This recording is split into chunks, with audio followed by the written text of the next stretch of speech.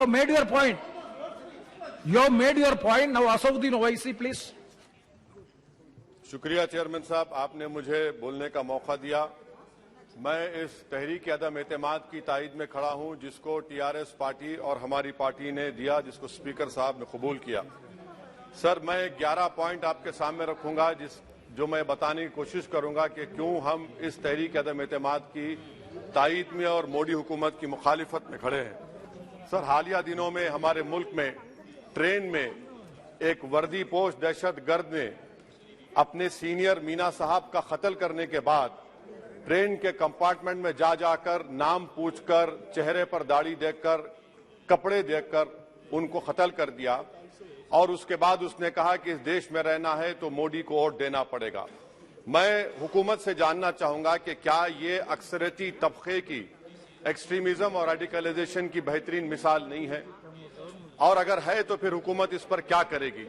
Sir, हमारे आइन में, संविधान में लिबर्टी ऑफ कॉन्शियस को लिखा गया, तमहीद में, यानी जमीर की आजादी का जिक्र किया गया है। मैं हुकूमत से और खास तौर से वजीर आजम से जानना चाहता हूं कि कहां गया इस हुकूमत का जमीर, कॉन्शियस जिसको अंग्रेजी में कहते हैं, जब नूह में 750 इमारतों को बगैर ड्यू प्रोसेस फॉलो किए उनके इमारतों को मुनज़्ज़म कर दिया गया, और इसलिए कि वो मुसलमान थे, पूरे के पूरे इलीगल थे। इसीलिए पंजाब की हाईकोर्ट, हरियाणा की हाईकोर्ट ने कहा कि ये एथनिक क्लेंसिंग है।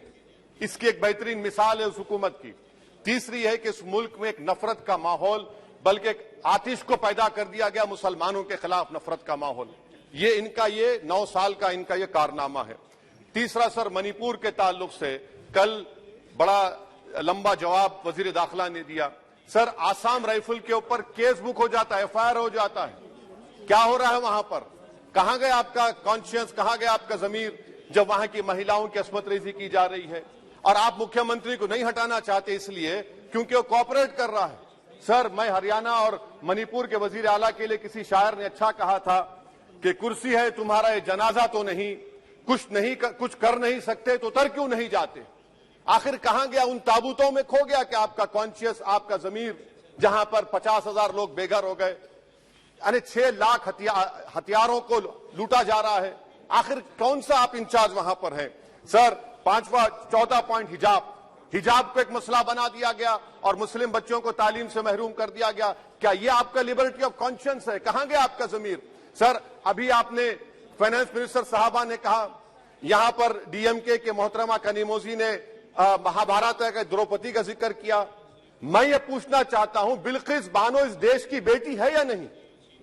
जिस बिल्किस बानो को 11 लोगों ने रेप किया, प्रेग्नेंट थी, उसकी मां का रेप किया, उसकी बेटी को कत्ल कर दिया, उसकी मां का कत्ल कर दिया, आपने कातिलों को रिहा कर दिया। ये आपका कॉन्शियस है? ये आपका कॉन्शियस है? आप तो मेजोरिटेरियन पॉलिटिक्स को फरोग दे रहे हैं। सर, आज चाइना के ऊपर कोई नहीं बोलते हैं। प्रधानमंत्री मोदी ने उस वक्त 2013 में, जब प्रधानमंत्री नहीं थे, कहा था कि समस्या बॉर्डर पर नहीं, दिल्ली में है। अगर हम अपनी जमीन पर हैं तो डिसएंगेजमेंट क्यों कर रहे हैं? क्या आज चीन हमारी जमीन पर नहीं बैठा है? क्या आज चीन से आप बातचीत कर रहे हैं? आप डिसएंगेजमेंट कर दिए। बताइए डी एस्केलेशन, डी इंडक्शन कब होगा? मैं आपके जरिए से हुकूमत को बता रहा हूं कि अगर प्रधानमंत्री ने अहमदाबाद में शी जिनपिंग को बुलाकर झूला झुलाया था, क्या हुआ? क्या नतीजा निकला उसका? चेन्नई दिखाया, क्या नतीजा निकला? सर, इसलिए चीन पर बोलिए, चीन को उखाड़ कर फेंकिए। सर, और एक पॉइंट जिस पर मैं मुखालिफ तायद में खड़ा हूं, हाई इन्फ्लेशन है इस मुल्क में, हाई अनएम्प्लॉयमेंट है, स्टैग्नेटिंग कंजम्पशन है। इसकी वजह से महिलाओं में हाई एनीमिया लीड कर रहा है। ये हुकूमत इसकी जिम्मेदार है। सर, कुलभूषण जाधव कहां है? पाकिस्तान में बैठा है, आप क्यों नहीं लेके आते? आप विश्वगुरु कहते हैं, कुलभूषण जाधव को भूल गए आप। कतर में 8 नेवी ऑफिसर 1 साल से जेल में हैं, आप नहीं ला सके उनको। सर, और एक चीज, 1991 का प्लेसेस ऑफ वर्शिप एक्ट इस ऐवान में पास किया गया था कि तारीख के जख्मों को नहीं खुरेदा जाएगा। आप खुरोद रहे हैं उनको। मैं आपको इंतबाह दे रहा हूं, वार्न कर रहा हूं, इस मुल्क को 90 के दहे में मत लेकर जाइए। 91 का एक्ट, सुप्रीम कोर्ट में जवाब दीजिए कि आपकी हुकूमत 91 प्लेस ऑफ वर्शिप एक्ट की कायम है, उस पर कायम रहेगी। यूसीसी, सर, इस यूसीसी का फॉर्मूला क्या है? एक मुल्क में एक मजहब, एक कल्चर, एक जबान, ये तो डिक्टेटरों का फॉर्मूला है। भारत एक गुलदस्ता है, भारत एक मोजाइक है। यहाँ पर बेशुमार जबानें, बेशुमार मज़ाहिब बोले जाते हैं और हिंदू अनडिवाइडेड फैमिली में sir I am concluding 8 crore 75 Hindu खानदानों को 3,800 करोड़ डिडक्शन मिला। इसके बारे में आप क्या कहेंगे सर? और मैं कंक्लूड करने से पहले आपको बताना चाह रहा हूं कि माइनॉरिटी वेलफेयर का बजट 40% कम कर दिया गया। पढ़ो प्रदेश, प्री मैट्रिक स्कॉलरशिप कम कर दी गई, मौलाना आजाद फाउंडेशन खत्म कर दिया गया फेलोशिप, और इसकी वजह से 1,80,000 मुसलमान हायर एजुकेशन में गायब हो चुके हैं।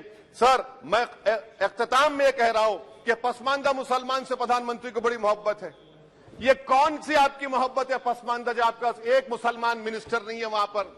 इखलाक से लेकर पीलू खान से लेकर अफान अंसारी से लेकर लुकमान अंसारी, मॉब लिंचिंग पूरे पसमानदा मुसलमान की होती है। पावरलूम बंद है, अंसारियों के खुरेश बरादरी का कारोबार बंद किया जाता है। स्पीकर सर, मैं कंक्लूजन में अभी कल हमारे होम मिनिस्टर ने कहा था क्विट इंडिया। अगर इनको मालूम हो जाए कि क्विट इंडिया का नारा एक मुसलमान ने दिया था तो वो भी नहीं बोलेंगे, वो नहीं मालूम था उनको। उसका मैं कंक्लूड कर रहा हूं, उसका नाम यूसुफ मेहर अली था सर। यूसुफ मेहर अली ने क्विट इंडिया का नारा बनाया, जिसको महात्मा गांधी ने सारे देश में एक पैगाम किया। मैं कंक्लूड कर रहा हूं सर, इस देश में अगर आज क्विट इंडिया करना है तो कहना पड़ेगा चाइना क्विट इंडिया। जो गौ रक्षक है जिसका नाम मोनू है, वो आपके लिए मोनू डार्लिंग बन गया है, उसको कहिए क्विट इंडिया। सर, जो लोग तुष्टीकरण की राजनीति आप कर रहे हैं, आप हिंदू अक्सरियती लोगों में हथियार बांट रहे हैं, ये आप देश के लिए खतरा पैदा कर रहे हैं। Sir, I am concluding. इसीलिए हम आपसे अपील कर रहे हैं कि हुकूमत से कह रहे हैं कि आप जो सियासत कर रहे हैं इससे नुकसान देश को होगा। प्रधानमंत्री जब खड़े होकर जवाब देंगे, हम उनसे पूछना चाह रहे हैं, पॉइंटेड क्वेश्चन है, क्या देश बड़ा है या हिंदुत्व गोलवालकर की आइडियोलॉजी बड़ी है? मैं इस तहरीक अदम एतमाद की तायद में खड़ा हूं और हुकूमत की मुखालिफत में। सर, एक आधा मिनट सर, दो लोग, दो महाज है इस मुल्क में, एक चौकीदार है, एक दुकानदार है।